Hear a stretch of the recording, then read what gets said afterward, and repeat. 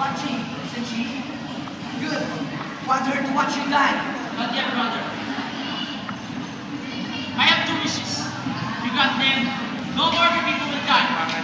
First, give Helen back to my brother.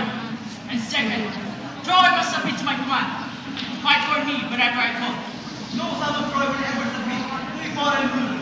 Then every son of Troy shall die. But there's another way. I love Helen, and I will keep her up. And neither will you. So let's fight our own battle. Let the winner take it. And that's the end of it. Okay, go for it.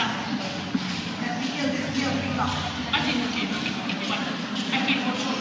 I came for my honor. This every breath insults me. Let me kill him. Then you'll have mercy. We accept your challenge. Tonight, I'll break to your bones.